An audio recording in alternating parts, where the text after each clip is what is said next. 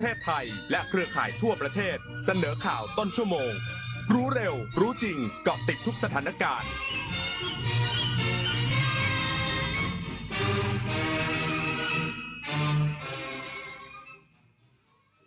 รับฟังข่าวต้นชั่วโมง 16 นาฬิกากับชลธรจัญญาครับแม่ทัพภาคที่ 2 ย้ำเหตุการณ์ความวุ่นวายบริเวณปราสาทตาเมืองธมจังหวัดสุรินทร์คลี่คลายแล้วอีกสักครู่กลับมาติดตามรายละเอียดครับคนไทยรักสุขภาพฟังทางนี้ขอเชิญร่วมออกกำลังกายสร้างสังคมสุขภาพดีกับโครงการแสงดำใจไทยทั้งชาติเดินวิ่งปั่นป้องกันอัมพาตครั้งที่ 11 เฉลิมพระเกียรติด้วยแนวคิดใหม่ออกกำลังกายเป็นนิสัยห่างไกลสโตรก No Stop No Stroke สมัครได้แล้ววันนี้ที่ wrb11.thai.run ถึง 31 สิงหาคม 2568 มาร่วมกันทำให้การออกกำลังกายเป็นส่วนหนึ่งในชีวิตประจำวันแล้วมาเดินวิ่งปั่นพร้อมกันทั่วประเทศ 2 พฤศจิกายนนี้ถนนดนตรีไลฟ์เดือนกรกฎาคมพบกับศิลปินนอนเปลผู้เฮกล่อมความฝันด้วยบทเพลงปลูกใจจุ้ยสุบุญเลี้ยงพร้อมวงทมนเด็กๆจากโรงเรียนเล็กในทุ่งกว้างบุรีรัมย์วันพุธที่ 30 กรกฎาคม 2568 เวลา 18 นาฬิกาณห้องออดิทอเรียมอาคารศูนย์ปฏิบัติการถนนวิภาวดีรังสิตกรุงเทพมหานครติดต่อเข้าชมฟรีได้ที่ Facebook ถนนดนตรีเรายังเป็นนักเดินทางไม่มีฟันกินอะไรก็ไม่อร่อยกระแสพระราชดำรัสพระบาทสมเด็จพระบรมชนกาธิเบศรมหาภูมิพลอดุลยเดชมหาราชบรมนาถบพิตรก่อให้เกิดโครงการรากฟันเทียมพระราชทานจากน้ำพระราชฤทัยที่ทรงห่วงใยราษฎรผู้สูญเสียฟันแต่ขาดโอกาสในการรักษาให้กลับมามีสุขภาพช่องปากที่ดีมีรอยยิ้มที่สดใสกินข้าวได้อร่อย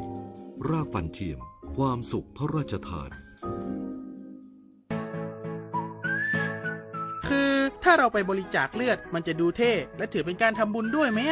ถือเป็นบุญใหญ่เลยล่ะคิดดูนะคนเราสละได้แม้แต่เลือดของตัวเองเพื่อนำไปช่วยชีวิตผู้ป่วยแบบนี้จะรอช้าทำไมรีบไปบริจาคกันเร็วช้าก่อนคือร่างกายต้องพร้อมนอนหลับให้เพียงพอก่อนไหมล่ะได้เลยงั้นเจอกันที่ศูนย์บริการโลหิตแห่งชาติสภากาชาดไทยนะบริจาคโลหิต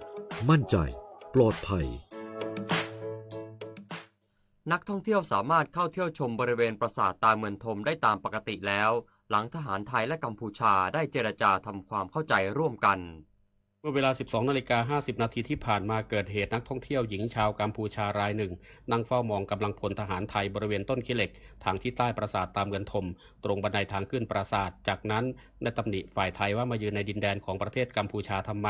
และไล่ทหารไทยให้ขึ้นไปข้างบนตัวปราสาทพร้อมชี้หน้าและใช้คำพูดที่หยาบคายทหารไทยพยายามอธิบายให้นักท่องเที่ยวฟังแต่ฝ่ายกัมพูชาไม่ยอมฟังและได้นำกำลังทหารชุดประสานงานมารวมตัวที่บริเวณบันไดทางขึ้นตัวปราสาทก่อนที่จะเริ่มมีเสียงพูดคุยกันเสียงดังของเจ้าหน้าที่ชุดประสานงานทั้งสองฝ่ายและฝ่ายเราได้ยินเสียงเป็นภาษากัมพูชาว่าให้ทุกคนหลบไปจะได้ใช้กำลังได้สะดวกเจ้าหน้าที่ชุดประสานงานฝ่ายไทยจึงรีบกันนักท่องเที่ยวให้ออกจากบริเวณปราสาทโดยเร็วที่สุดเพื่อความปลอดภัยหลังจากนั้นประมาณ10 นาทีเจ้าหน้าที่ชุดประสานงานทั้งสองฝ่ายได้พูดคุยและตกลงทำความเข้าใจกันได้ทำให้บรรยากาศกลับเข้าสู่สภาวะปกตินักท่องเที่ยวสามารถขึ้นไปเที่ยวปราสาทตาเมืองธมได้ตามเดิมกฤษดาสุนทรสวทสุรินทร์รายงาน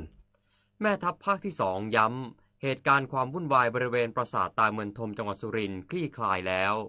พลโทบุญสินภาคกลางแม่ทัพภาคที่ 2ชี้แจงความคืบหน้าเหตุการณ์ความวุ่นวายบริเวณปราสาทตาเมืองธมตำบลตาเมียงอำเภอพนมดงรักจังหวัดสุรินทร์ว่ากองทัพบกได้ตรวจสอบเบื้องต้นพบนักท่องเที่ยวชาวกัมพูชาที่ขึ้นมาเที่ยวชมปราสาทและทหารไทยชุดประสานงานมีการถกเถียงกันโดยใช้เสียงดังผิดปกติจนมีเหตุให้นักท่องเที่ยวคนอื่นๆเกิดความตกใจ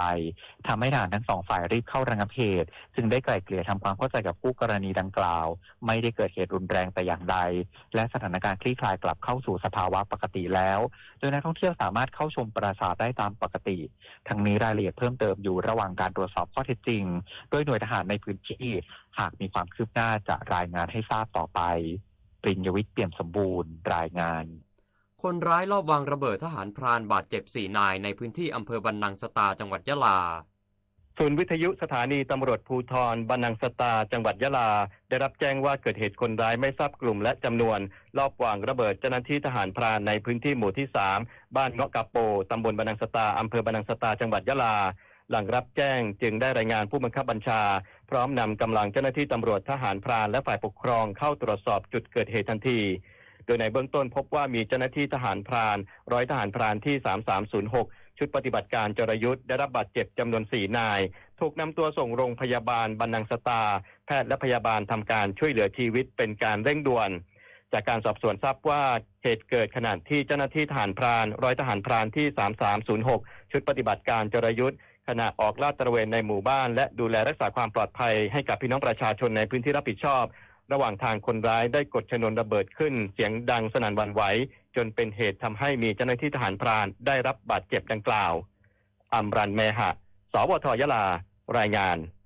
ขณะเดียวกันเมื่อเวลาประมาณ 12:15 นาทีเกิดเหตุคนร้ายลอบวางระเบิดที่อำเภอจะแนะจังหวัดนราธิวาสส่งผลให้มีตำรวจได้รับบาดเจ็บ1 นายเบื้องต้นผู้บาดเจ็บได้ถูกนำตัวส่งโรงพยาบาลจะแนะแล้วจบข่าวชลธรจัญญาอ่านรับฟังข่าวครั้งต่อไปเวลา 17 นาฬิกาครับติดตามข่าวที่นำเสนอไปแล้วได้ที่ www.thainews.prd.go.th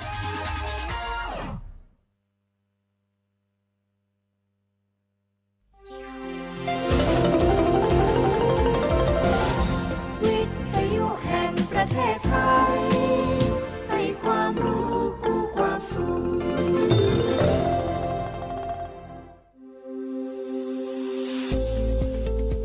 หลากหลายข้อมูลข่าวสารจากรัฐจัดเต็มข่าวเด่นในพื้นที่เมืองเหนือ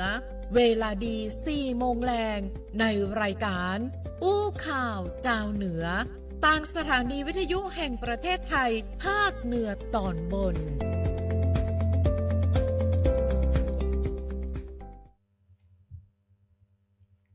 สวัสดีครับท่านผู้ฟังท่านผู้ชมครับติดตามรับฟังและรับชมในช่วงเวลาของรายการอู้ข่าวเจ้าเหนือติดตามรับฟังรายการกันเป็นประจำทุกวันนะครับท่านผู้ฟังจันทร์ถึงศุกร์ช่วงเวลา 4 โมงถึง 5 โมงแรงวันนี้อยู่กันกับผมไพฑูรย์ เปี่ยวตองครับรับหน้าที่ดำเนินรายการในช่วงเวลานี้และก็อยู่กันในพื้นที่ของ8จังหวัดภาคเหนือตอนบนครับท่านผู้ฟังท่านผู้ชมที่ฟังรายการไปพร้อมๆกัน8จังหวัดภาคเหนือตอนบน11สถานีเนาะ11สถานีนะครับแล้วก็ติดตามรับฟังรายการกันวันนี้ในเขตพื้นที่เมืองฝางแม่อายชัยปราการครับท่านผู้ฟังสายเหนือของเมืองเจียงใหม่วันนี้อากาศดีขนาดเลยนะลูกมาเมื่อเช้าก็หันแสงแดดกันนะครับวันนี้หลายคนมาว่าโอ้วันนี้อากาศดีแต่ว่าถ้าช่วงเมื่อตอนนี้ก็รู้สึกว่าอากาศจะอบอ้าวแต่จะใดแล้วก็ตามครับท่านผู้ฟังที่ติดตามรับฟังรายการกันอยู่ต้องติดตามเรื่องราวของพยากรณ์อากาศอย่างใกล้ชิดกันตัวส่วนใครที่ฟังรายการอยู่นะครับจะสามารถกดไลค์กดแชร์กันได้ที่เพจสวท.ฝางคลื่นความหูกู้ความสุขกันก็ได้ทักทายทุกท่านนะครับไปในทุกจังหวัดในพื้นที่8จังหวัดภาคเหนือตอนบนวันนี้ปากันครับวันอังคารที่15กรกฎาคม2568ท่านผู้ฟังนะครับวันนี้อู้จากกันเนาะมีเรื่องราวหลากหลายเรื่องราวครับนอกจากพยากรณ์อากาศนะท่านผู้ฟังจากทางด้านของสวส.เฮียนหูและเตือนภัยภาคเหนือนะครับสวท.เฮียนหูและเตือนภัยภาคเหนือเรื่องราวของพยากรณ์อากาศรายวันและนอกจากนั้นก็จะมีข่าวสารจาก8จังหวัดนะครับ10สถานีได้รายงานให้กับท่านผู้ฟังแน่นอนนะครับว่าแต่ละพื้นที่ในความรับผิดชอบของสวท.แต่ละสวท.นั้นมีข่าวสารอีกอย่างเด่นๆกันพ้องในแต่ละวันเฮานำเสนอกันในช่วงเวลาของรายการอู้ข่าวเจ้าเหนือกันนะครับและนอกจากนั้นช่วงท้ายของรายการท่านผู้ฟังแน่นอนว่าพาทุกท่านมาแอววันนี้ช่วงเข้าพรรษานะครับเมืองฝางจะพาไปแอวที่ไหนนะครับเข้ากับบรรยากาศในช่วงของหน้าฝนนี้ช่วงกับบรรยากาศของเข้าพรรษานี้มาติดตามกันนะครับเนาะจะได้ก็ฝากกันด้วยกันละกันในการติดตามนะครับอู้ข่าวเจ้าเหนือกับทีมงานสวท.ฝางในวันนี้กันนะครับเอาละครับวันนี้ก่อนที่จะไปเรื่องราวอื่นๆท่านผู้ฟังนะครับไปเรื่องราวอื่นๆไปติดตามเรื่องราวเกี่ยวกับพยากรณ์อากาศและเตือนภัยรายวันจากสวท.เฮียนหูและเตือนภัยภาคเหนือกันก่อนครับ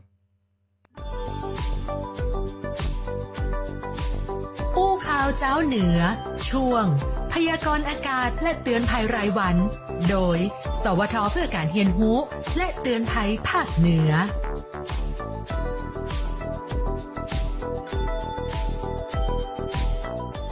สวัสดีค่ะสวัสดีคุณผู้ฟังคุณผู้ชมนะคะสำหรับวันนี้ค่ะวันที่15กรกฎาคม2568บริเวณพื้นที่ภาคเหนือยังคงมีฝนฟ้าคะนอง60%ของพื้นที่ค่ะ และมีฝนตกหนักเป็นบางแห่งโดยเฉพาะจังหวัดแม่ฮ่องสอนจังหวัดเชียงใหม่จังหวัดเชียงรายจังหวัดพะเยาจังหวัดน่านจังหวัดอุตรดิตถ์จังหวัดตากจังหวัดพิษณุโลกและจังหวัดเพชรบูรณ์ค่ะส่วนการคาดการณ์ปริมาณฝนวันนี้นะคะวัดได้สูงสุดอยู่ที่ 57.5 มิลลิเมตรจะอยู่ที่อำเภอเมืองจังหวัดเชียงรายค่ะจึงขอให้พี่น้องประชาชนในบริเวณดังกล่าวนะคะระมัดระวังอันตรายที่อาจจะเกิดขึ้นจากฝนที่ตกหนักและฝนที่ตกสะสมไว้ด้วยค่ะส่วนอุณหภูมิโดยรวมนะคะทางภาคเหนือตอนบนอุณหภูมิต่ำสุดที่ 24 องศาเซลเซียสค่ะอยู่ที่จังหวัดเชียงรายและอุณหภูมิสูงสุดนะคะอยู่ที่ 36 องศาเซลเซียสอยู่ที่จังหวัดลำพูนและจังหวัดลำปางค่ะซึ่งอำเภอเถินจังหวัดลำปางนะคะวันนี้จะวัดได้สูงสุดถึง 37.4 องศาเซลเซียสเลยค่ะไปทางภาคเหนือตอนล่างกันบ้างค่ะอุณหภูมิต่ำสุดอยู่ที่ 25 องศาเซลเซียสจะอยู่ที่จังหวัดพิจิตรค่ะและอุณหภูมิสูงสุดวันนี้อยู่ที่ 36 องศาเซลเซียสเช่นกันค่ะจะอยู่ที่จังหวัดอุตรดิตถ์จังหวัดสุโขทัยและจังหวัดตากค่ะอย่างไรก็ตามนะคะขอให้คุณผู้ฟังทุกท่านติดตามข่าวพยากรณ์อากาศและประกาศจากกรมอุตุนิยมวิทยารวมถึงหน่วยงานราชการที่เกี่ยวข้องอย่างใกล้ชิดค่ะเพื่อเตรียมความพร้อมในการรับมือกับสาธารณภัยต่างๆที่อาจจะเกิดขึ้นได้ซึ่งสามารถติดตามพยากรณ์อากาศทางเว็บไซต์กรมอุตุนิยมวิทยาหรือสายด่วน1182ได้ตลอด24ชั่วโมงค่ะสวัสดีค่ะสำหรับช่วงเตือนภัยรายวันวันนี้มาเตือนให้รับมือเบอร์แปลกด้วยสติหลายครั้งนะคะที่มีเบอร์แปลกโทรเข้ามาเราก็ไม่ทราบได้ว่าเป็นใครแต่ก็อยากจะรับสายเพราะกลัวจะพลาดเรื่องสำคัญดังนั้นก่อนจะรับสายลองตั้งสติสักนิดสังเกตเบอร์ให้ดีเพื่อความปลอดภัยของเรานะคะโดยเพจ Anti Fake News Center Thailand หรือทางศูนย์ต่อต้านข่าวปลอมได้แนะนำให้ตั้งสติใจเย็นและระมัดระวังไม่กดรับสายทันทีเมื่อมีสายเข้าให้สังเกตเบอร์ก่อนรับสายอาจเป็นเบอร์แปลกที่มีอักขระพิเศษนำหน้าหรือมีตัวเลขเกิน10หลักหากคิดว่าเป็นมิจฉาชีพให้รีบวางสายและถ้าเป็นไปได้ควรบันทึกหน้าจอเพื่อนำไปเตือนคนใกล้ตัวนะคะและแจ้งเบาะแสให้กับหน่วยงานที่ดูแลเช่นตำรวจธนาคารค่ายโทรศัพท์มือถือหรือเว็บไซต์บันทึกเบอร์มิจฉาชีพนะคะโดยเฉพาะในยุคนี้เทคโนโลยีเข้าถึงง่ายมิจฉาชีพก็มีการปรับรูปแบบใหม่ในการก่ออาชญากรรมอยู่เสมอเพราะฉะนั้นเราต้องมีสติรู้เท่าทันมิจฉาชีพนะคะแล้วพบกันใหม่ในการเตือนภัยรายวันสวัสดีค่ะ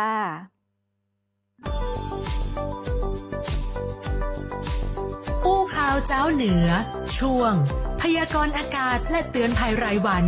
โดยสวทเพื่อการเรียนรู้และเตือนภัยภาคเหนือ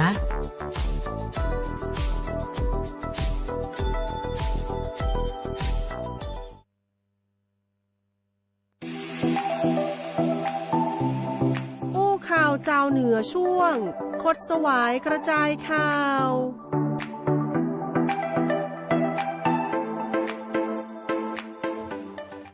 ครับท่านผู้ฟังท่านผู้ชมที่ติดตามรับฟังรายการกันอยู่ในช่วงเวลานี้นะครับฟังเรื่องราวจากพยากรณ์อากาศจากสองสาวสวทเตือนภัยไปเรียบร้อยแล้วนะครับช่วงเวลานี้คดถวายกระจายข่าวท่านผู้ฟังแน่นอนว่าติดตามเรื่องราวเกี่ยวกับ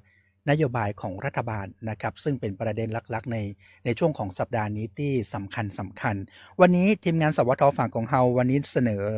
ในส่วนของทุนเสมอภาคท่านผู้ฟัง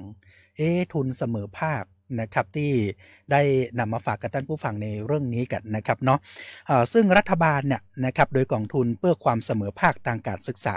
ชื่อย่อเพิ่นมีชื่อว่ากไก่สอเสือสอสารานะครับกสสเดินหน้านโยบายลดความเหลื่อมล้ำทางการศึกษาครับโดยการจัดทุนอุดหนุนทุนเสมอภาคให้กับนักเรียนยากจนพิเศษที่ได้รับทุนต่อเนื่องประจำภาคเรียนที่ 1/2568 ระหว่างวันที่21ถึง24กรกฎาคม 2568 ครอบคลุม 800,000 คนจากสถานศึกษา 30,000 แห่งใน6สังกัดนะครับได้แก่สำนักงานคณะกรรมการการศึกษาขั้นพื้นฐานกรมส่งเสริมการปกครองท้องถิ่น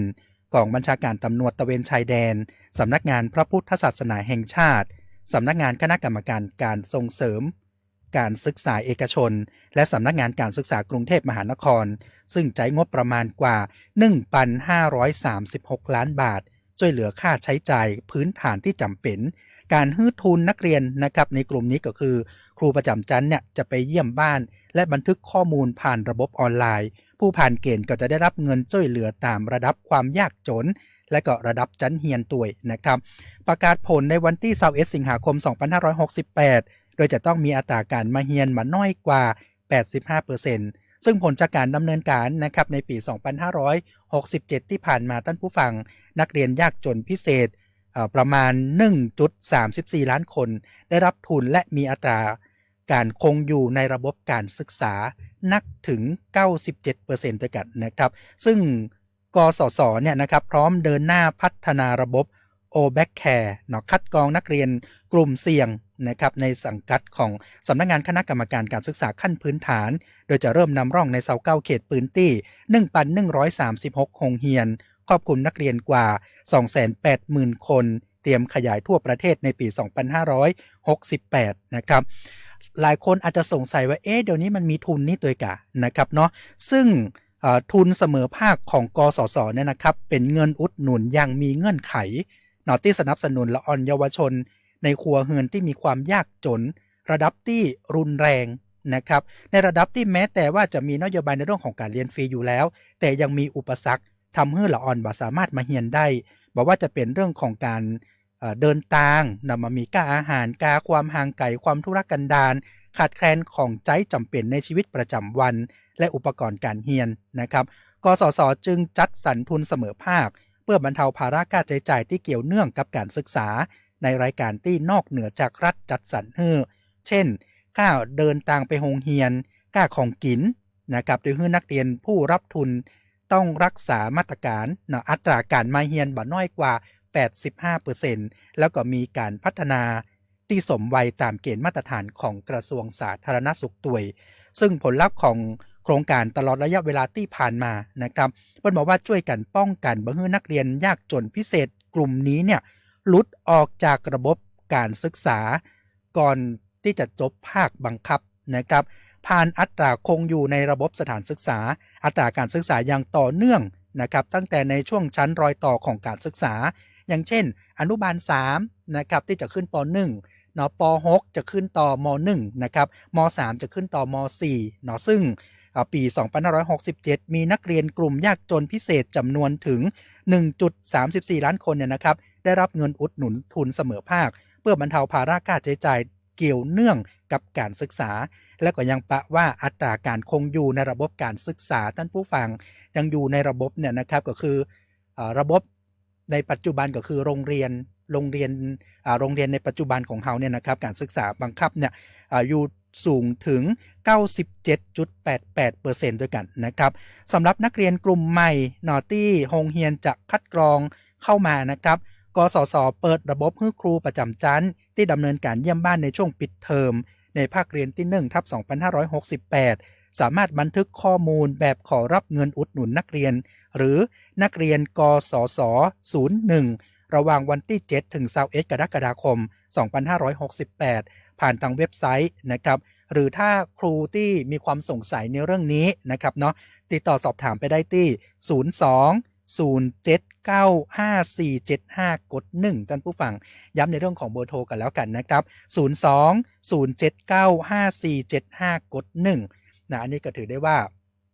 เป็นเรื่องที่ดีท่านผู้ฟังในระบบการศึกษาเพราะละออนบางกลุ่มเนี่ยท่านผู้ฟังถึงแม้ว่ารัฐจะมีการจัดสรรในเรื่องของอาหารกลางวันอยู่แล้วในเรื่องของเสื้อผ้าเครื่องแต่งกายแต่ก็ยังมีบางกลุ่มนะครับบางพื้นที่ที่บอกว่าขาดแคลนแต่อันนี้ก็จะเป็นทุนส่วนหนึ่งนะครับที่จะช่วยทำให้ละออนเนี่ยยังอยู่ในระบบการศึกษายังบรรลุออกไปนอกระบบการศึกษานะครับยังเป็นแห่งหนึ่งความพยายามท่านผู้ฟังในการที่จะพัฒนาระบบการศึกษาไทยของเฮานี่มันมีความทัดเทียมกันนะครับไม่ว่าจะเป็นทั้งในเขตเมืองนะครับในเขตที่อยู่นอกเมืองและก็อยู่ในเขตชายขอบด้วยอันนี้ก็เป็นสิ่งที่เฮาพยายามที่จะนำมาฝากกันเอาไว้แต่ถ้ามันหลุดออกจากนอกระบบในสถานศึกษาที่เฮาดำเนินการกันอยู่เนี่ยนะครับยังมีอีกสถานศึกษาหนึ่งท่านผู้ฟังที่บอกว่าถ้าหลุดไปแล้วนะครับยังมีโอกาสของน้องๆที่ยังต้องการศึกษาอยู่แต่ยังไม่มีทุนทรัพย์นะครับนั่นก็คือศูนย์การศึกษานอกระบบตามระดับอำเภอระดับตำบลท่านผู้ฟังหรือแต่ก่อนเฮาจะรู้จักในนามของกศนแต่เดี๋ยวนี้เปลี่ยนชื่อเป็นสกรนะครับศูนย์การศึกษา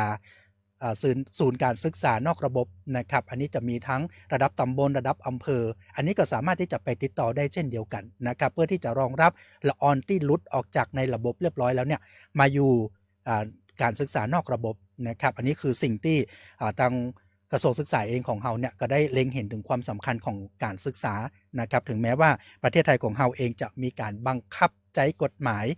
ละออนผู้เรียนเนี่ยนะครับต้องได้รับการศึกษาภาคบังคับถึง12ปีก็ตามแต่บางคนก็ยังหลุดในระบบการศึกษาออกไปนะครับเพราะฉะนั้นร่วมเป็นกำลังใจในเรื่องนี้นะครับเพื่อกับบุคลากรทางการศึกษากันด้วยเนาะในช่วงของคดทวายกระจายข่าวท่านผู้ฟังนำมาฝากกันเอาไว้นะครับส่วนพ่อแม่ผู้ปกครองหรือคณะครูครับท่านใดที่สนใจในเรื่องนี้ศึกษารายละเอียดเพิ่มเติมกันได้นะครับผ่านทางกระทรวงศึกษาธิการกันแล้วกันนะครับเนาะเอาละครับช่วงนี้เบรกกันก่อนสักกำหนึ่งเดี๋ยวมาติดตามเรื่องราวข่าวสารในพื้นที่ของ8จังหวัดภาคเหนือตอนบนกันพ้องครับ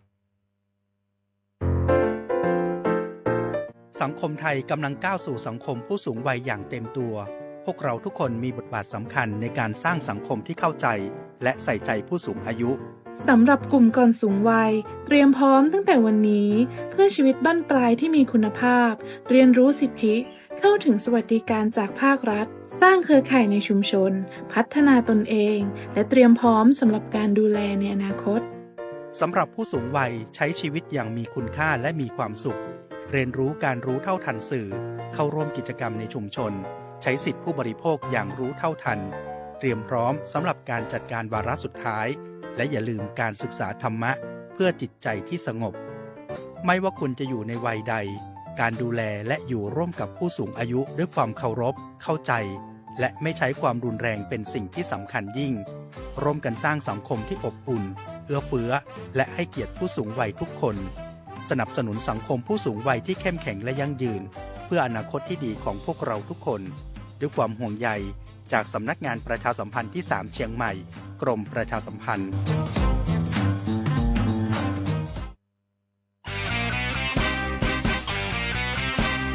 อู้ข่าวเจ้าเหนือช่วงข่าวสารบ้านเฮาเจียงใหม่ลำปูนลำปางแม่ฮ่องสอน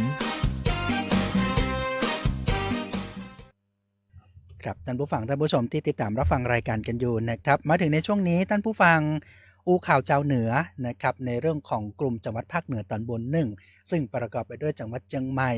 ลำปูนลำปางแล้วก็แม่ฮ่องสอนนะครับวันนี้ข่าวสารข่าวแรกท่านผู้ฟังไปที่เมืองใหญ่กันก่อนนะในตัวเมืองเชียงใหม่ของเฮาครับเพิ่นบอกว่าเตรียมพบกับสุดยอดมหกรรมแห่งปี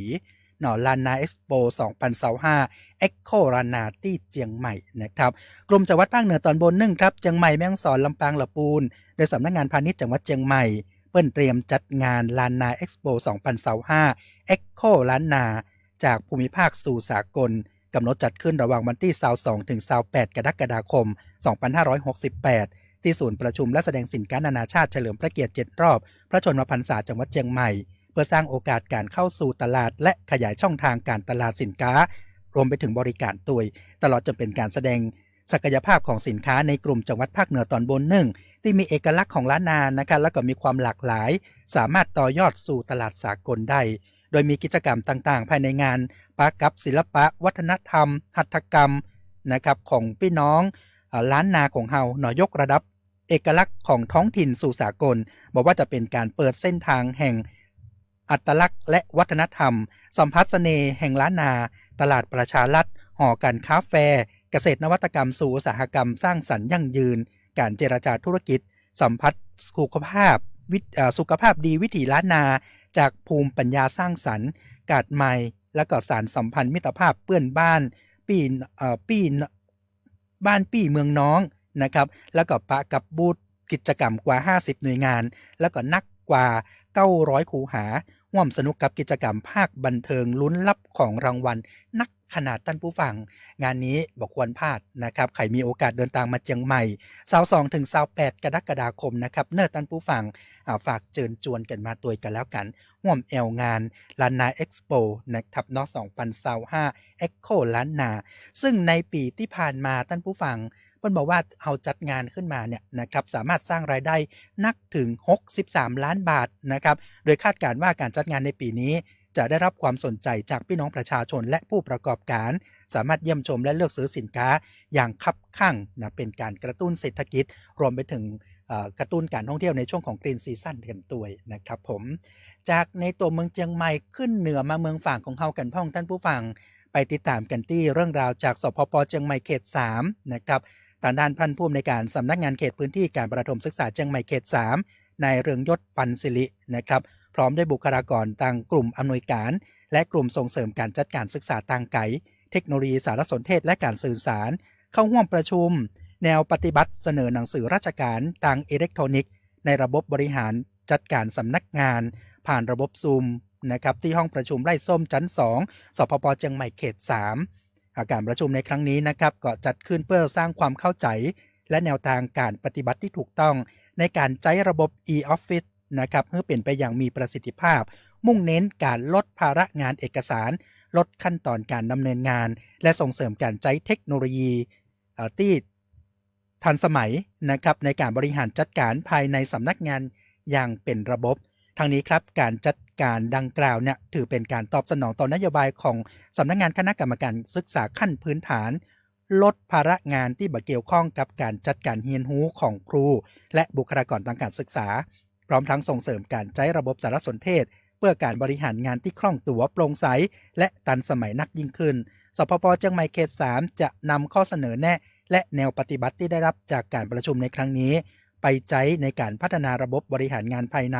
สำนักงานอย่างต่อเนื่องเพื่อสนับสนุนการทำงานของครูบุคลากรทางการศึกษาให้มีประสิทธิภาพสูงที่สุดครับท่านผู้ฟังแน่นอนว่าเป็นแห่งหนึ่งนโยบายนะครับที่เราพยายามที่จะผลักดันให้ครูได้สอนนักที่สุดแล้วก็ลดขั้นตอนในเรื่องของเอกสารด้วยนะครับจากเมืองฝางไปกันต่อที่เมืองละปูนท่านผู้ฟังกรมการค้าภายในครับเปิ้ลลงพื้นที่จังหวัดละปูนตรวจเยี่ยมกิจกรรมเชื่อมโยงและกระจายผลไม้ออกนอกแหล่งผลิตปี 2568 นายอุดมศรีสมทรงครับรองอธิบดีกรมการค้าภายในลงพื้นที่ตรวจเยี่ยมการดำเนินการกิจกรรมเชื่อมโยงกระจายผลไม้ออกนอกแหล่งผลิตปี 2568 ที่จังหวัดละปูนโดยเป็นการกระจายสินค้าลำไยคุณภาพไปยังจังหวัดตรังนะครับขั้นที่1นะเพื่อนำไปจัดกิจกรรมรณรงค์บริโภคผลไม้ปริมาณการกระจายผลผลิตนะครับ 2.49 ตันคิดเป็นมูลค่าทางการค้าอยู่ที่ 99,960 บาทนะครับทางนี้จังหวัดละปูนครับในฐานะจังหวัดแหล่งผลิตหรือว่าแหล่งต้นทางท่านผู้ฟังได้ดำเนินการภายใต้กิจกรรมเชื่อมโยงกระจายผลไม้นอกแหล่งผลิตปี 2568 และก็กระจายผลไม้ไปยังตลาดปลายทางนอกแหล่งผลิตและบรรเทาความเดือดร้อนให้กับพี่น้องเกษตรกรในช่วงที่ผลผลิตออกสู่ตลาดนักนะครับพร้อมกันนี้ท่านรองอธิบดีกรมการค้าภายในนะครับท่านก็ยังได้เดินทางไปเป็นประธานในพิธีปล่อยคาราวานสายตรวจเครื่องวัดสำหรับคัดขนาดลำไยแบบตะแกรงล่อนประจำปี 2568 ไปกันที่ศูนย์จ้างตวงวัดภาคเหนือนะครับที่อำเภอสันป่าตองจังหวัดเชียงใหม่เพื่อดูแลคุ้มครองและสร้างความเป็นธรรมให้กับพี่น้องเกษตรกรผู้ปลูกลำไยผู้ประกอบการโฮงอบนะครับและก็ผู้ส่งออกในพื้นที่8จังหวัดภาคเหนือตอนบนซึ่งเป็นแหล่งผลิตลำไยที่สำคัญของประเทศไทยนอกจากนั้นครับท่านรองอธิบดีกรมการค้าภายในท่านยังบอกว่าทางกรมการค้าภายในเนี่ยเพื่อได้มีการจัดชุดสายตรวจเฉพาะกิจลงพื้นที่ในการตรวจสอบเครื่องวัดนะครับสำหรับคัดขนาดลำไยแบบตะแกรงร่อนครอบคลุมทุกพื้นที่ที่มีการผลิตลำไยออกสู่ท้องตลาดตามฤดูกาลเพื่อให้การซื้อขายลำไยสดมีมาตรฐานลดข้อขัดแย้งสร้างความเชื่อมั่นให้แก่ทุกภาคส่วนนอกจากนั้นครับหากผู้กระทำผู้ประกอบการนะครับที่ใช้เครื่องวัดที่บ่ได้ผ่านการรับรองจะมีความผิดตามพระราชบัญญัติมาตราชั่งตวงวัดพ.ศ. 2542 มาตรา 70 นะครับอันนี้ต้องระวังโทษจำคุกบ่เกิน 6 เดือนปรับบ่เกิน 20,000 บาทหรือตึงจำตึงปรับทางนี้หากพี่น้องประชาชนบ่ได้รับความเป็นธรรมสามารถแจ้งได้ที่สายด่วนกรมการค้าภายใน 1569 หรือสำนักงานพาณิชย์จังหวัดละปูน 053-561-489 ท่านผู้ฟังเรื่องราวของลำไยนะครับครอบคลุมใน8จังหวัดภาคเหนือซึ่งประกอบไปด้วยเชียงใหม่ละปูนเชียงรายพะเยาลำปางแป้น่านและก็ตากตุยนะครับเนาะอันนี้เป็นเรื่องราวของลำไยครับมาต่อกันที่ลำปางกันพ้องครับท่านผู้ฟังเรื่องราวของหอการค้าไทยมหาวิทยาลัยหอการค้าไทยและก็ องค์กรภาคเอกชนหลายแห่งครับเปิ้นมีการจัดโครงการ UTCC ติวเตอร์ติวทั่วไทยพิชิตมหาวิทยาลัยในฝัน 2525 กันนะครับทางด้านของนายชุติเดชมีจันทร์นะครับท่านผู้ว่าราชการจังหวัดลำปางเป็นประธานในพิธีเปิดโครงการ UTCC ติวเตอร์ติวทั่วไทยพิชิตมหาวิทยาลัยในฝัน 2025 โดยมีนายพีรรักษ์พิชยกุลประธานหอการค้าจังหวัดลำปางพร้อมด้วยท่านรองผู้อำนวยการโรงเรียนลำปางกัลยาณีคณะผู้บริหารมหาวิทยาลัยหอการค้าไทยผู้ประกอบการรุ่นใหม่ YEC หอการค้าจังหวัดลำปางนักเรียนชั้นมัธยมศึกษาปีที่ 6 เข้าร่วมกว่า 600 คนณที่หอประชุมวรกัญญาวลัยโรงเรียนลำปางกัลยาณีอำเภอเมืองจังหวัดลำปางซึ่งโครงการ UTC ติวเตอร์ติวทั่วไทยพิชิตมหาวิทยาลัยในฝันนะครับเปิ้นจะมีการติวความรู้วิชาทีเกรด1ในการสื่อสารภาษาอังกฤษทีเกรด2การคิดอย่างมีเหตุมีผลและทีเกรด3สมรรถนะการทำงานพร้อมเทคนิคพิชิตข้อสอบเพื่อเตรียมความพร้อมก่อนสอบเข้ามหาวิทยาลัยให้กับนักเรียนระดับชั้นม.6 ในจังหวัดลำปางทั้งนี้ครับโครงการ UTCC ติวเตอร์ทั่วไทยติวทั่วไทยพิชิตมหาวิทยาลัยในฝัน 2025 จัดขึ้นโดยความร่วมมือจากหอการค้าไทยมหาวิทยาลัยหอการค้าไทยและองค์กรภาคเอกชนหลายแห่งที่หันถึงความสำคัญต่อการพัฒนาการศึกษาสำหรับเยาวชนไทยเป็นโครงการที่เริ่มนะครับและก็มอบโอกาสทางการศึกษาและรวมไปถึงการจุดประกายฝันให้กับน้องๆนักเรียนชั้นมัธยมศึกษาตอนปลายทั่วประเทศในการเตรียมความพร้อมในการสอบคัดเลือกเข้าศึกษาต่อในระดับอุดมศึกษาโดยบ่เสียค่าใช้จ่ายใดๆทั้งสิ้นท่านผู้ฟังนะครับอันนี้ก็เป็นแถมหนึ่งกิจกรรมซึ่งก็จะมีการกระจายไปทั้งหมดอยู่4ภาคท่านผู้ฟังซึ่งอันนี้ก็ภาคเหนือมาจากกันที่จังหวัดลำปางนะครับอันนี้ก็ในช่วงของการสอบนะครับเข้ามหาวิทยาลัยเนี่ยท่านผู้ฟังถ้าเป็นสำหรับผมเองนี่เนาะห่างหายมาหลาย10 ปีแล้วเหมือนกันนะครับความตื่นเต้นของน้องๆนะครับที่ไปดูตารางสอบนะเวลาจะสอบเข้าเนี่ยนะครับดึกเกินคืนเฮาก็ยังมีความหวังนะว่าเขาจะได้ที่ไหนนะอันนี้เข้าใจหัวอกของผู้ปกครองรวมไปถึงเข้าใจหัวอกของน้องๆนักเรียนที่กำลังจะเรียนต่อระดับมหาวิทยาลัยกันนะครับจากลำปางครับจะขึ้นดอยไปต่อกันที่แม่ฮ่องสอนท่านผู้ฟังจังหวัดแม่ฮ่องสอนครับเปิ้ลมีการเปิดโครงการปศุสัตว์ร่วมใจกำจัดโรคภัยโรคพิษสุนัขบ้านะครับที่สวนหมอกคำรีสอร์ทอำเภอเมืองจังหวัดแม่ฮ่องสอนนายอุดมศักดิ์ข่าวหนูนารองผู้ว่าราชการจังหวัดแม่ฮ่องสอนครับเป็นประธานในพิธีกล่าวสดุดีเทิดพระเกียรติและเปิดโครงการปศุสัตว์ร่วมใจกำจัดภัยโรคพิษสุนัขบ้าเพื่อเฉลิมพระเกียรติศาสตราจารย์ดร.สมเด็จเจ้าฟ้ากรมพระศรีสว่างควัตวรคัตติยราชนารีเนื่องในโอกาสวันคล้ายวันประสูติ4 กรกฎาคม 2568 สำหรับโครงการดังกล่าวครับจัดขึ้นภายใต้แผนยุทธศาสตร์สัตว์ปลอดโรคคนปลอดภัยจากโรคพิษสุนัขบ้าตามพระราชปณิธานประจำปีงบประมาณ 2568 โดยมีหัวหน้าส่วนราชการหน่วยงานที่เกี่ยวข้องและกับพี่น้องประชาชนในพื้นที่เข้าร่วมกิจกรรมเป็นจำนวนนักนะครับซึ่งภายในงานก็มีการฝึกอบรมพัฒนาอาสาปศุสัตว์เพื่อมีศักยภาพด้านการป้องกันโรคพิษสุนัขบ้าการจัดนิทรรศการให้ความรู้ด้านการควบคุมและป้องกันโรคในคนและสัตว์การประชาสัมพันธ์สร้างจิตสำนึกในหมู่ประชาชนถึงอันตรายของโรคพิษสุนัขบ้าการเผยแพร่ความรู้ในสถานศึกษา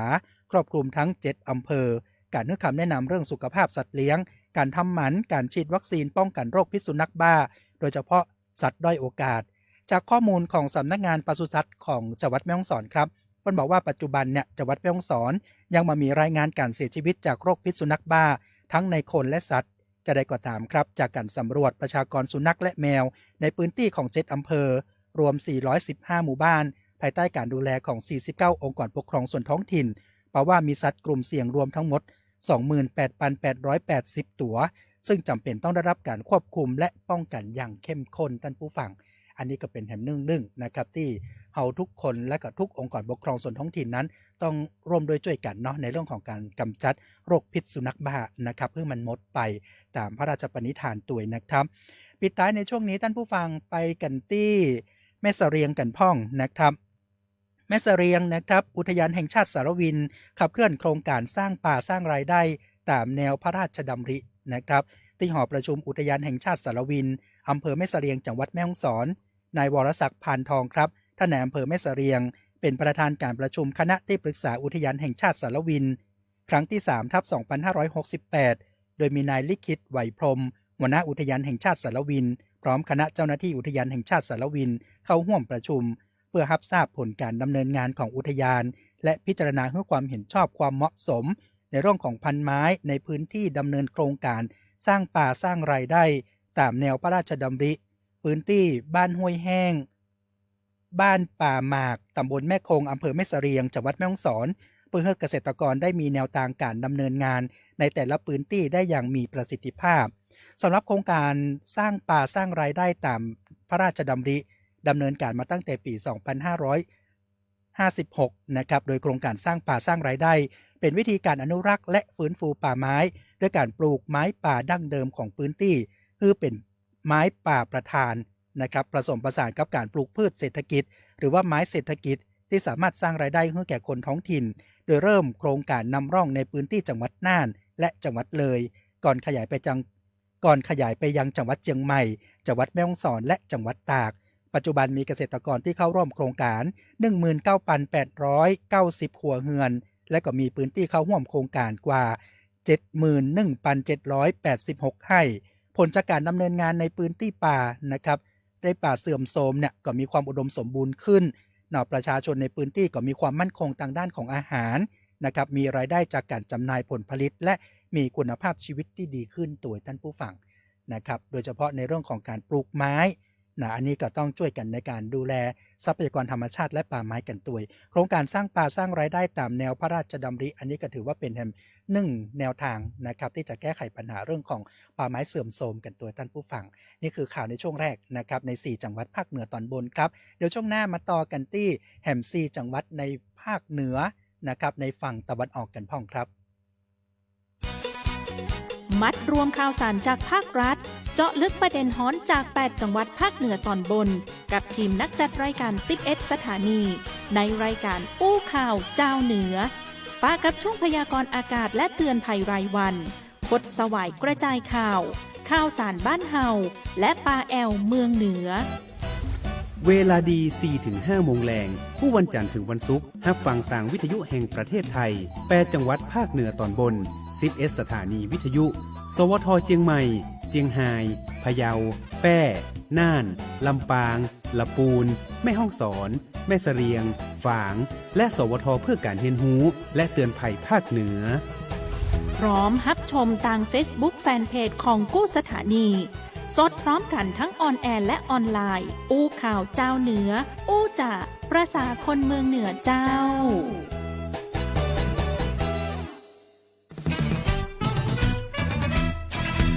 อู้ข่าวเจ้าเหนือช่วงข่าวสารบ้านเฮาเจียงไฮ้พะเยาแป่น่านครับท่านผู้ฟังท่านผู้ชมที่ติดตามรับฟังและรับชมรายการกันอยู่ในช่วงเวลานี้นะครับช่วงเวลาของรายการอู้ข่าวเจ้าเหนือท่านผู้ฟังก่อนที่จะไปฟังข่าวสารทางล้านนาตะวันออกนะครับท่านผู้ฟังในฝั่งของเชียงรายพะเยาแป่น่านนะครับขอบคุณกับการติดตามรับฟังรายการผ่านทางเพจ Facebook กันตัวนะครับเนาะเพจสวทฝั่งของเฮานะครับคุณธินกรมูลทานะครับบอกว่าสวัสดีผู้ดำเนินรายการอู้ข่าวเจ้าเหนือนะครับแล้วก็ยกนิ้วมือตัวขอบพระคุณครับผมบอกว่าประชุมยูเนอร์ที่จังหวัดอุทัยธานีเสียงภาพชัดเจนดีขนาดเลยขอบพระคุณคุณธินกรนะครับผมส่วนน้องกระแตนะครับผู้ดำเนินรายการจากสวทแม่เสลียงบอกว่าตังแม่เสลียงฝนกำลังจะตกเจ้าเนาะอันนี้แน่นอนครับว่าเป็นฝนเลิกงาน ช่วงเวลานี้นะจะได้ก็ฝากดูแลสุขภาพกันตัวกันแล้วกันขอบคุณทีมงานทุกคนเลยนะครับที่ติดตามและก็ส่งกำลังใจกันเข้ามาทางด้านของคุณลุงลาไม่ก็คุณลุงลาวันเนาะลุงลันนากะลุงลันนานะครับผมต้องขออภัยตัวเนอะลุงลันนานะครับติดตามอยู่แล้วก็มีทางด้านของคุณบอลเชิญยิ้มบลังเป็นดาราเหรอก้าบอลเชิญยิ้มเนาะติดตามอยู่นะครับผมแล้วก็มีคุณนวพรนะครับมีคุณคำลาอินตาขอบพระคุณครับทุกท่านทุกคนที่ติดตามรับฟังกันอยู่ในช่วงเวลานี้ เอาละครับมาติดตามล้านนาตะวันออกกันพ้องครับท่านผู้ฟังท่านผู้ชมที่ติดตามกันอยู่เริ่มต้นกันที่ทางด้านของเจียงไฮ้ท่านผู้ฟังใกล้ๆเมืองฝางนะครับขับรถประมาณสักชั่วโมงกึ่งถึงเจียงไฮ้แล้วนะครับเนาะเจียงไฮ้ครับตำรวจแม่สายรวบ2ผู้ต้องหาของกลางยาบ้ากว่า 1,200,000 เม็ดท่านผู้ฟังเมื่อคืนวันที่ 14 กรกฎาคมที่ผ่านมาช่วงเวลาประมาณสัก 3 ทุ่มนะครับเจ้าหน้าที่ตำรวจสพแม่สายร่วมกับชุดสนับสนุนการข่าวสกัดกั้นยาเสพติดมีการตั้งจุดสกัดบริเวณถนนสายบ้านโป่งแล้วก็บ้านป่าบงงามหมู่ที่ 6 ตำบลบ้านได้อำเภอแม่สายนะครับหลังรับแจ้งเบาะแสท่านผู้ฟังนะครับว่าจะมีการลำเลียงยาเสพติดจากแนวชายแดนเข้าสู่พื้นที่ตอนในโดยได้ใช้เส้นทางรองนะครับเพื่อเลี่ยงจุดตรวจเจ้าหน้าที่ก็มีการวางกำลังซุ่มสังเกตการจนกระทั่งปะรถเครื่องนะครับของนายอุทัยหูจื้อเมื่อลูนนะครับขับขี่วนเวียนนำทางก่อนที่รถกระบะของนายเรวัตครับจะขับตัวมาเมื่อถึง2คนพยายามที่จะขับรถหลบหนีชุดสกัดเจ้าหน้าที่ก็จึงได้ทำการตรวจสอบและจับกลุ่มผู้ต้องหา2รายนายเรวัตเนี่ยอายุ45ครับท่านผู้ฟังแล้วก็นายอุทัยอายุ34ปีพร้อมของกลางยาบ้าจำนวน 1,200,000 เม็ดรถยนต์กระบะเชฟโรเลสสีดำ1คันรถเครื่องนะครับรถเครื่อง Honda Wave i 1คันและก็โทรศัพท์มือถือ2เครื่องจากการสอบสวนเบื้องต้นนายเรวัตให้การรับสารภาพนะครับว่าได้ว่าจ้างรับการว่าจ้างจากชาวเมียนมาให้ขนยาบ้าโดยมีค่าจ้างเนี่ยนะครับอยู่ที่ 250,000 บาทนายเรวัตอ้างว่ายาบ้าถูกนำมาซุกซ่อนไว้ที่ป่าละเมาะหน้าหมู่บ้านอีก้อผาฮีและก็สวนไม้สักในพื้นที่ของอำเภอแม่จันทร์ก่อนที่จะนำมารวบรวมกันนะครับใส่ไว้ในรถกระบะนะครับแล้วก็ขับเพื่อที่จะลบซ่อนจะได้ก็ตามครับนายอุทัยให้การปฏิเสธโดยอ้างว่าแค่ขับรถเครื่องเนี่ยนำทางให้กับนายเรวัตบ่ได้เนื่องจากว่านายเรวัตเนี่ยบ่ฮู้จักเส้นทางนะครับได้ค่าจ้าง 1,500 บาทเบื้องต้นเจ้าหน้าที่ก็ได้แจ้งข้อหานะครับถึง2คนร่วมกันมียาเสพติดให้โทษประเภท1ไว้ในครอบครองเพื่อจำหน่ายนะครับแล้วก็ควบคุมตัวผู้ต้องหาทั้งพร้อมของกลางนะครับส่งพนักงานสอบสวนสพแม่สายเพื่อดำเนินคดีตามกฎหมายกันต่อไปท่านผู้ฟังอันนี้ก็เป็น1ขบวนการนะครับในเขตพื้นที่ของจังหวัดเชียงรายท่านผู้ฟังซึ่งการปราบปรามยาเสพติดนะครับบอกว่าจะเป็นทั้งในเขตชายแดนในเขตตอนกลางตอนในต่างๆเนาะช่วยกันเป็นหูเป็นตาท่านผู้ฟังนะครับเพื่ออนาคตที่ดีของประเทศชาติของเฮาเนาะช่วยกันแท้ๆนะครับไข่ที่หันแจ้งเบาะแสไปได้ที่เจ้าหน้าที่ตำรวจหรือง่ายที่สุดก็คือป้อหลวงป้อกำนันนะครับอันนี้แจ้งฝากกันไว้ตัวจากเชียงรายครับคดเข้ามาแถมน้อยหนึ่งไปกันที่จังหวัดพะเยากันพ่องจังหวัดพะเยาครับสำนักงานจัดหางานจังหวัดพะเยาเปิดมีการออกตรวจสอบนายจ้างสถานประกอบการและการทำงานของคนต่างดาวท่านผู้ฟังซึ่งทางด้านของนางดวงรัตน์พงศ์กิรติยุทธนะครับจัดหางานจังหวัดพะเยาพร้อมด้วยเจ้าหน้าที่จากสำนักงานจัดหางานจังหวัดพะเยาเปิดมีการออกตรวจเยี่ยมและตรวจสอบการทำงานของคนต่างดาวโครงการก่อสร้างรางรถไฟสายเด่นชัยเจียงไฮ้เจียงของส่วนที่2นะครับหน้าที่ทำการชั่วคราวกิจการร่วมค้า CKST DC 2ตำบลแม่กาอำเภอเมืองจังหวัดพะเยาจากการตรวจสอบปะว่ากิจการร่วมค้านะครับมีผู้รับเหมางานจำนวน6บริษัทซึ่งประกอบไปด้วยบริษัทดรโฮมจำกัดบริษัทช่างพินิจเอนจิเนียริงจำกัดห้างหุ้นส่วนจำกัดเจียงไฮ้สายเพชรกิจการร่วมค้า PKJR บริษัทไรทันเรนนิ่งจำกัดมหาชนนะครับและบริษัท The S Construction จำกัดมีการจ้างงานคนไทยนะครับจำนวน615คนแรงงานต่างด้าวจำนวนทั้งสิ้น518คนประกอบไปด้วยแรงงานต่างด้าวสัญชาติลาว15คนและแรงงานต่างด้าวสัญชาติเมียนมา503คนซึ่งแรงงานตึงมดตึงมวลนะครับมีใบอนุญาตทำงานอย่างถูกต้องทางนี้ครับเจ้าหน้าที่จัดหางานจังหวัดพะเยาเองเพื่อก็มีการชี้แจงถึงภารกิจนะครับร่วมหารือกับกิจการร่วมค้า CKST และบริษัทรับเหมานะครับเกี่ยวกับการจัดหางานของคนในพื้นที่เพื่อรองรับความต้องการจ้างงานตามโครงการก่อสร้างในระยะต่อไปและการปฏิบัติที่ถูกต้องตามพรก.การบริหารจัดการทำงานของคนต่างด้าวและทำงานที่ห้ามคนต่างด้าวทำงานแก่นายจ้างสถานประกอบการตลอดจนประชาสัมพันธ์สร้างการตระหนักรู้ย้ำเตือนให้กับนายจ้างสถานประกอบการและแรงงานต่างด้าวรับรู้นะครับ แล้วก็มีความรู้ความเข้าใจรวมไปถึงบทลงโทษเกี่ยวกับยาเสพติดป้องกันบ่ให้เข้าไปข้องเกี่ยวกับยาเสพติดต่อไปตัวท่านผู้ฟังอันนี้ก็เป็นเส้นทางนะครับที่จะเชื่อมโยงในเรื่องของเศรษฐกิจตัวท่านผู้ฟังเปิ้นบอกว่าที่พะเยาเนี่ยนะครับท่านผู้ฟังสามารถที่จะทะลุได้แล้วเนิดในอุโมงค์ที่ยาวที่สุดเนี่ยนะครับสามารถทะลุได้แล้วอันนี้โอกาสครั้งหนึ่งในชีวิตเหมือนกันอยากจะเชิญชวนพากันไปนั่งรถไฟเส้นนี้นะท่านผู้ฟังนะครับตั้งแต่เจียงของทะลุไปจนถึงกรุงเทพเลยนะครับจากพะเยาครับจะไปต่อกันที่เมืองแป้กันพ่องท่านผู้ฟังพาณิชย์จังหวัดแป้ครับได้เชิญชวนสั่งซื้อลำไยจังหวัดแป้สายพันธุ์อีดอคระเกตนะครับจากเมืองแป้สดใหม่และก็ปลอดภัยตัวนะครับเนาะทางด้านของนายสุภสันต์สินชูศรีนะครับพาณิชย์จังหวัดแป้ได้เชิญชวนผู้ที่สนใจสั่งซื้อลำไยจังหวัดแป้พันธุ์อีดอคระเกต AA จากเมืองแป้สดใหม่ปลอดภัยเป็นลำไยจากกลุ่มแปลงใหญ่ลำไยของเมืองแป้นะครับการันตีรสชาติหวานกรอบเนื้อแน่นกินแล้วต้องติดใจผู้ที่สนใจสามารถสั่งซื้อในราคาเพียง300 บาทต่อกล่องนะครับ1กล่องเนี่ยมี10กิโลนะท่านผู้ฟังรวมน้ำหนักในกล่องนะครับจัดส่งฟรีผ่านไปรษณีย์ถึงหน้าบ้านนะครับติดต่อได้ที่กลุ่มเกษตรแปลงใหญ่ลำไยตำบลแดนชุมพลอำเภอ2จังหวัดแป้นะครับคุณกมลรัตน์พอสมหมายเลขโทรศัพท์0835736118กลุ่มเกษตรแปลงใหญ่ลำไยบ้านปงอำเภอสูงเม่นจังหวัดแป้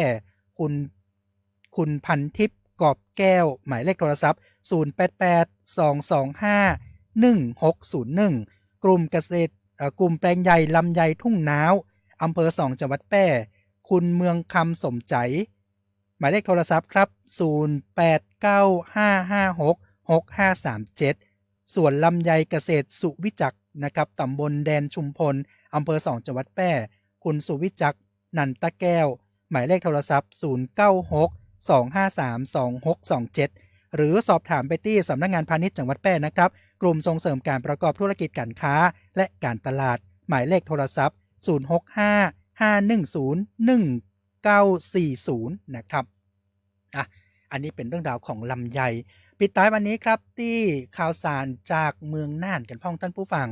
เมืองน่านนะครับทางปภ.น่านครับเปิ้นมอบถุงยังชีพของกรมป้องกันและบรรเทาสาธารณภัยกระทรวงมหาดไทยช่วยเหลือผู้ประสบอุทกภัยจำนวนกว่า 1,000 ถุงนะครับที่ศูนย์ช่วยเหลือผู้ประสบอุทกภัยตำบลน้ำมวบอำเภอเวียงสาจังหวัดน่านนายวรวิทย์อินตใจครับหัวหน้าสำนักงานป้องกันและบรรเทาสาธารณภัย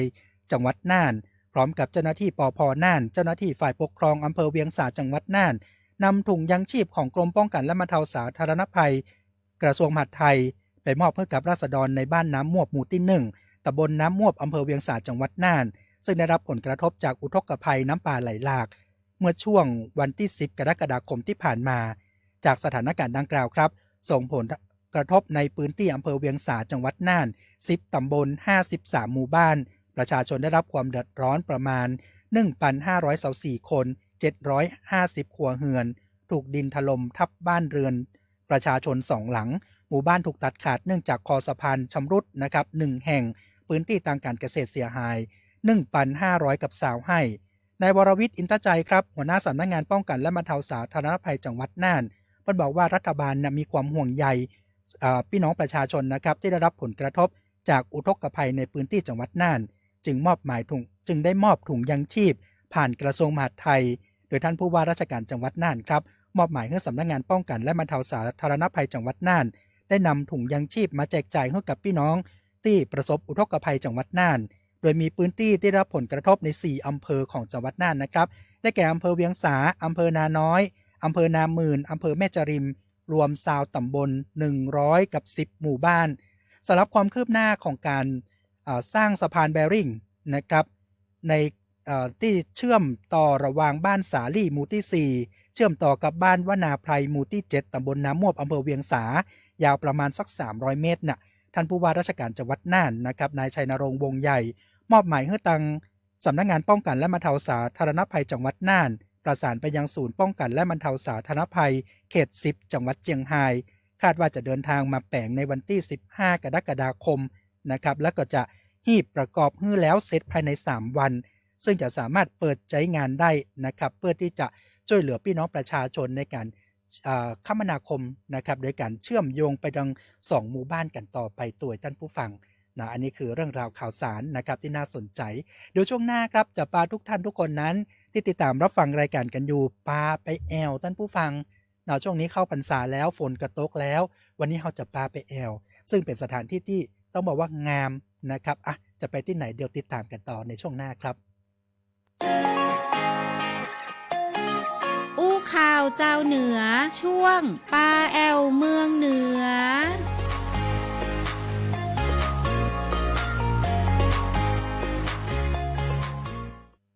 ครับผมช่วงวันนี้นะครับจะปาแอวเมืองเหนือวันนี้เรามากันที่เมืองฝางซึ่งไม่ใช่ฉากหลังนะครับถ้าหากว่าใครที่ดูผ่านทางเพจสวทฝางขึ้นความรู้กู้ความสุขเนี่ยนะครับฉากหลังเพจฉากหลังที่เราจัดรายการวันนี้ยังคงเป็นดอยหลวงอยู่นะครับเนื้อท่านผู้ฟังแสงงามขนาดเลยนะครับเนาะถ้าบัดเจือก็เปิดพอที่เพจสวทฝางของเราได้นะครับในช่วงเวลานี้หรือว่าจะดูย้อนหลังกันก็ได้นะครับวันนี้ครับทีมงานสวทฝางจะพาทุกท่านไปกันที่ตังฝั่งวันตกของตัวเมืองฝางท่านผู้ฟังท่านผู้ชมครับผมไปกันไปที่วัดพระธาตุเฉลิมพระเกียรติเขาวัดนะครับเนาะซึ่งช่วงนี้ก็จะมีเรื่องราวเกี่ยวกับวัดตัวยนะครับแต่ว่าวัดเนี่ยท่านผู้ฟังนะครับเดิมเลยเนี่ยนะครับเป็นวัดร้างนะครับแล้วก็เฮาก็สันนิษฐานนะว่าวัดเนี้ยนะครับเนาะน่าจะชื่อว่าวัดเวียงนางคำเอ้ยนะครับซึ่งในอดีตเคยเป็นวัดเก่าแก่ของเมืองฝางสร้างขึ้นในสมัยพระเจ้าฝางเป็นผู้ปกครองนะครับราวๆพุทธศตวรรษที่ราวๆพุทธศักราช2155นะครับนี่อย่างถึงต้องบอกว่าเฮาสันนิษฐานว่าเป็นวัดเก่านะครับซึ่ง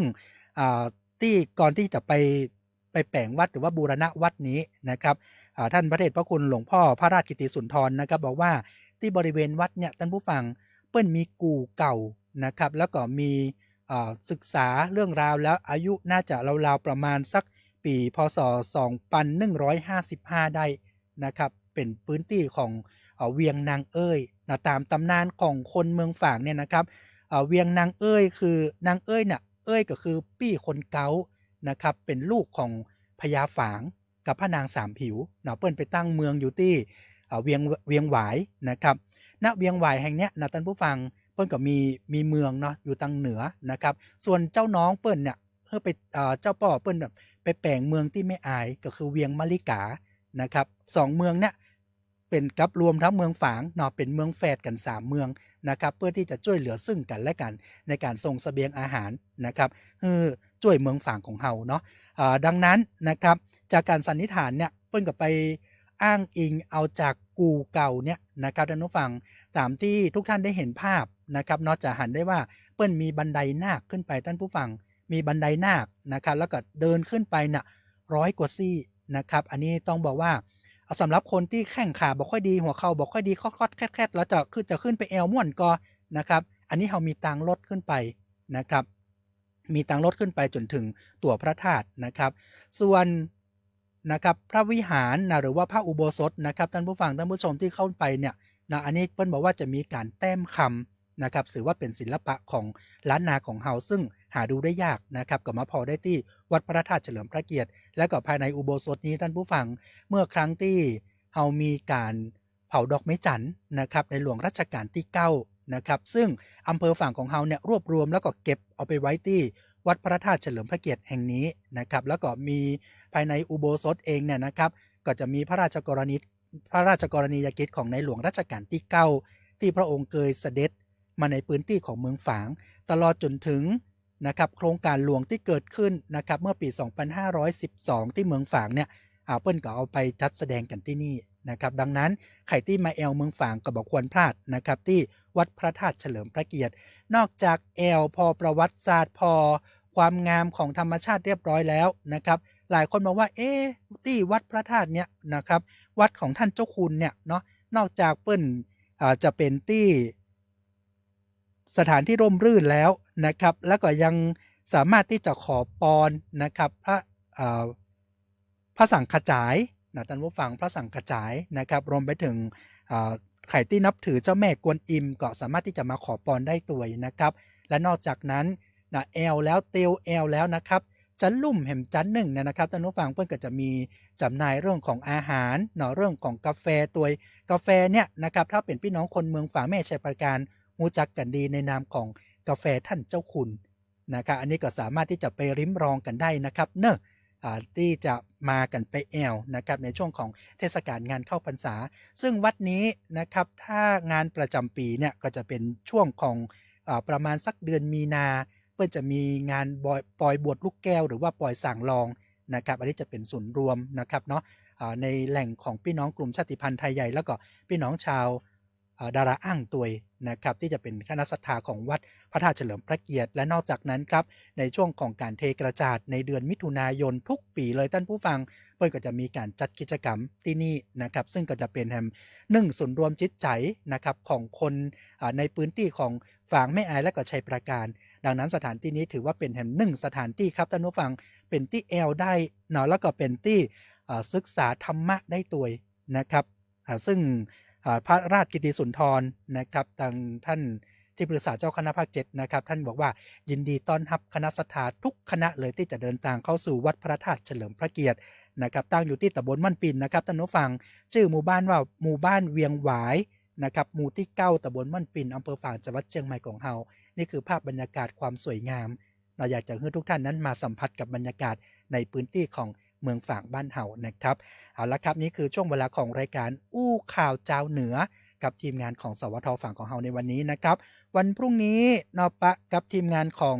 สวท.ลำปางนะครับสวท.ลำปางจะมาอู้มาจากันเรื่องราวข่าวสารต่างๆนะครับต่อจากทีมงานของสวท.ฝั่งขอบพระคุณในการติดตามรับฟังรายการกันอยู่ในทุกท่านเลยนะครับแล้วก็อยู่เป็นกู้กันมาบัลละบอกว่างกันเนาะแบบมันหนีไปไหนเลยเนี่ยนะครับอยู่เป็นกู้กันนะครับคุณจ๊อบกำลังติดตามอยู่คุณต่อแต่เนาะคนยองละปูนนะติดตามกันอยู่ขอบพระคุณทุกท่านนะครับที่อยู่เป็นกู้กันไปจนตั้งแต่ต้นรายการจนถึงปลายรายการเลยนะครับตลอดรายการเนาะอยู่เป็นกู้กันในวันนี้นะครับเอาละครับวันนี้ทีมงานสวท.ฝางเนาะโดยผมไพฑูรย์เดือดตองพร้อมกับทีมงานทุกคนจากลาล่ำลาท่านผู้ฟังกันไปก่อนพบกันใหม่วันพุธเวลาเดียวกันนี้นะครับ 4 โมงถึง 5 โมงแรงสำหรับวันนี้โชคดีทุกท่านทุกคนสวัสดีครับ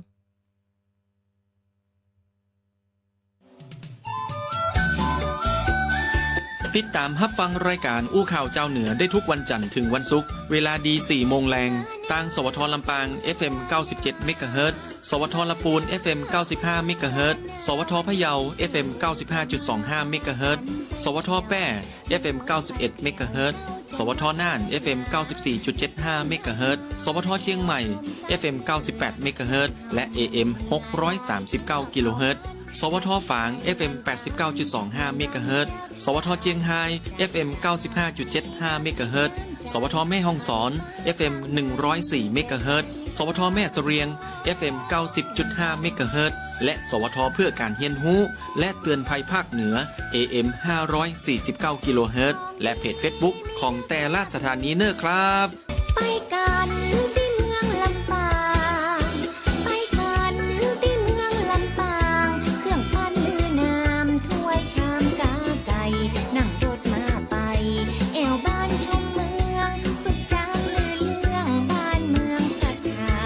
พากันไหว้สาพระธาตุลำปางหลวงกำจุนหนุนดวงรุ่งเรืองหน้าที่ของฝากมากมีแวะที่ต้องเปลี่ยนเจอท่านแวะเวียนถนนคนเดินกอ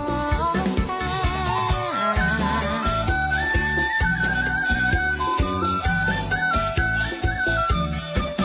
ไปแอวที่เมืองละปู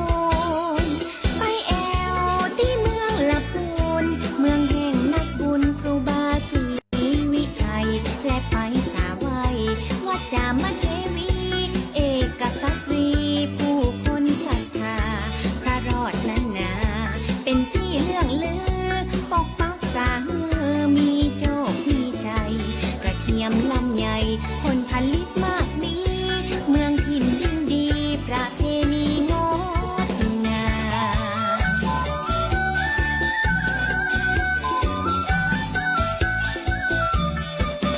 กล่าวมาตั้งมดตั้งมวลกล่าวมาตั้งมดตั้งมวลเป็นเพียงบางส่วนนำมาบอกเล่า